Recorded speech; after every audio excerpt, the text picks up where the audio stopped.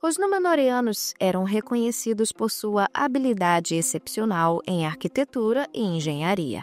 Após a queda de Númenor, muitos deles se estabeleceram na Terra-média, fundando o Reino de Gondor, onde construíram estruturas monumentais que refletiam sua herança cultural e seu domínio técnico. Vamos ver hoje algumas maravilhas arquitetônicas dos Dúnedain. Se o assunto te interessa, fique comigo até o final desse vídeo.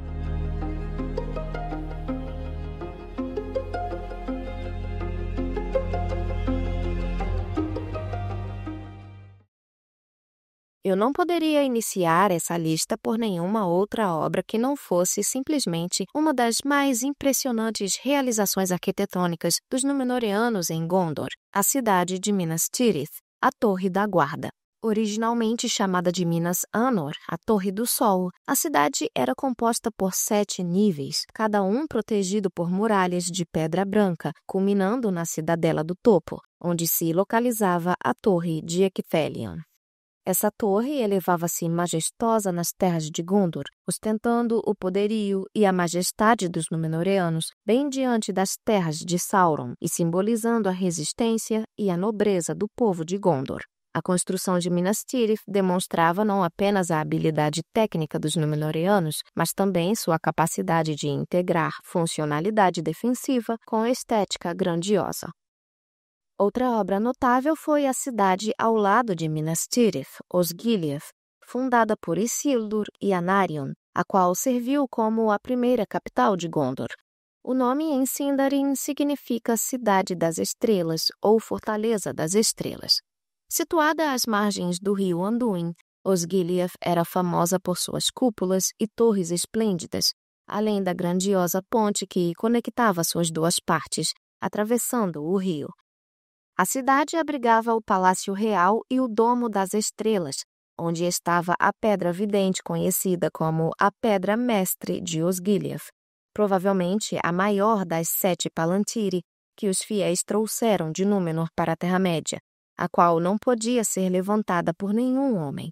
Essa pedra também era a única que podia ser usada para escutar secretamente as comunicações entre os usuários das outras Palantiri.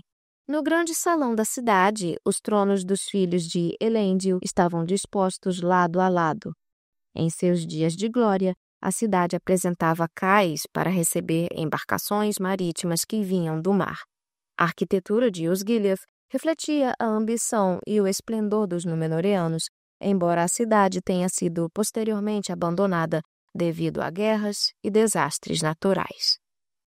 Minas Ithil, a Torre da Lua, posteriormente conhecida como Minas Morgul, a Torre da Feitiçaria, foi outra fortaleza importantíssima dos Númenóreanos. A cidade foi idealizada como uma cidade gêmea de Minas Tirith e estava localizada no Vale de Morgul, em uma saliência das Efelduath, as Montanhas da Sombra, que circundavam a tenebrosa terra de Mordor.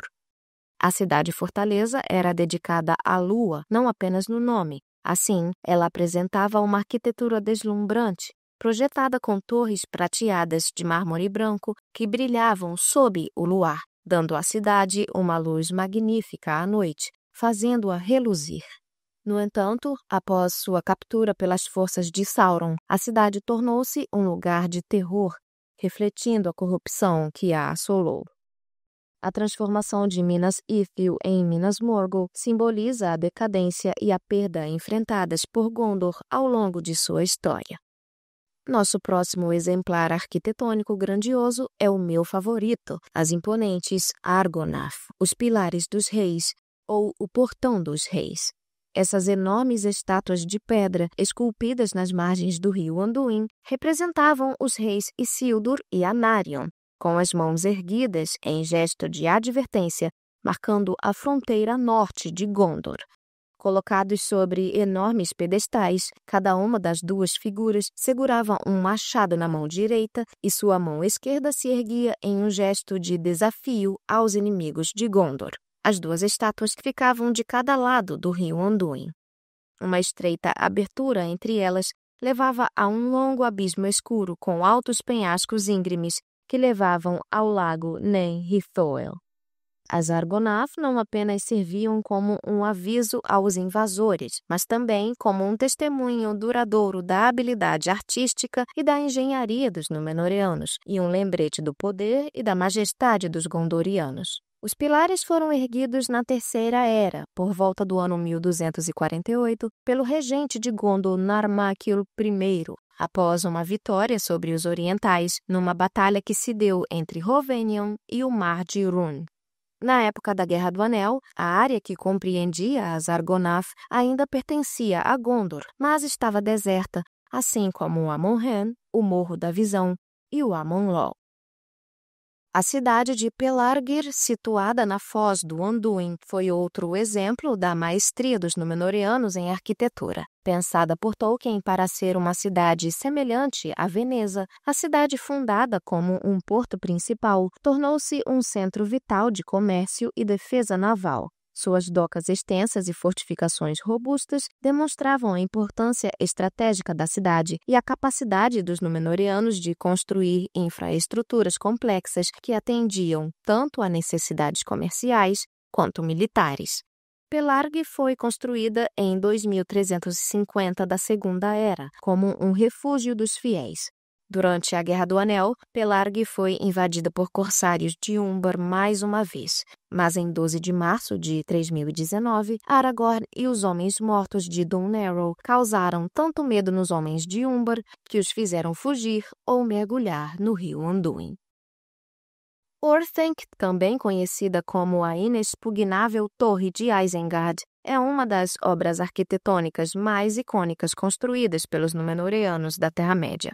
Situada no centro do grande anel fortificado de Isengard, Orthanc foi erguida durante a Segunda Era pelos fiéis de Númenor. Sua construção refletia a habilidade incomparável dos Númenóreanos em trabalhar com materiais duráveis e criar estruturas de engenharia avançada. A torre era composta por 4 pilares soldados de pedra multifacetada que ficavam no centro do anel de Isengard como uma ilha. A torre era feita de uma pedra negra chamada Rock of Orthanc, que era praticamente indestrutível. No seu pico, a torre atingia uma altura de pouco mais de 150 metros. A cor da rocha era um preto profundo e brilhante. No pináculo de Orthanc, os 4 pilares se abriam para formar 4 pináculos de rocha afiada. Entre essas ilhas de rocha, havia um piso estreito e polido no qual muitos sinais estranhos estavam escritos. Orthanc era tão alta que oferecia uma visão estratégica das vastas áreas ao redor, incluindo Rohan. A torre foi criada para ser impenetrável e sua pedra negra não podia ser quebrada por nenhum meio conhecido. No interior, havia escadas em espiral, salões e aposentos cuidadosamente projetados, o que revelava não apenas seu propósito militar, mas também sua funcionalidade como centro administrativo. Orthanc abrigava uma das Palantiri, a mesma pedra com a qual Saruman posteriormente passou a se comunicar com Sauron. Essa conexão com as pedras videntes reforça o papel de Orthanc como uma peça-chave na rede de poder dos reinos dos Dúnedain. A data exata de sua construção e do estabelecimento da fortaleza é desconhecida. No entanto, ela deve ter sido construída entre 3320, o ano em que Gondor e Arnor foram estabelecidas, e 3430 da Segunda Era, quando a última aliança de elfos e homens foi formada. A região onde Orthanc foi erguida nunca foi muito povoada, e muitos descendentes dos Númenóreanos migraram para o leste. Por isso, depois de um tempo, a torre começou a ficar deserta e caiu em desuso, e suas chaves passaram a ficar sob a guarda de Gondor. Por um tempo, os terrapardenses chegaram a invadir a Torre de Isengard, mas morreram de fome durante o longo inverno. Assim, o regente Beren de Gondor aceitou de bom grado a oferta de Saruman de cuidar da torre, e em 2759 da Terceira Era, o mago recebeu as chaves de Orthanc e, com o tempo, a transformou em uma fortaleza pessoal, onde reuniu conhecimento e poder até sua corrupção. A libertação da torre aconteceu em 3019, quando, após perder a batalha para os Entes, Saruman deixou a torre com a autorização de Barbárvore, que o fez trancar as portas de Orthanc e deixar suas chaves. A torre foi restaurada a partir da Quarta Era, quando o rei Elessar a reordenou. Por último, Amon Sul, ou o Topo do Vento, era uma das mais importantes torres-fortalezas do reino de Arnor, que compartilhava a herança númenoreana com Gondor. Situada em uma colina estratégica das Terras Ermas, Amon Sul foi construída com o propósito de vigiar o entorno e proteger o norte. Sua localização permitia que os Dúnedain controlassem as principais estradas e observassem o avanço de possíveis inimigos vindos do leste. A principal característica de Amon Sul era sua torre no topo da colina, onde se guardava uma das Palantiri. Essa torre era a coroação do sistema de defesa e comunicação de Arnor, permitindo que seus reis trocassem informações vitais com os governantes de Gondor e outras regiões. Embora seus detalhes arquitetônicos sejam menos descritos, a fortaleza refletia a habilidade dos Númenóreanos de construir estruturas que integravam defesa e funcionalidade administrativa.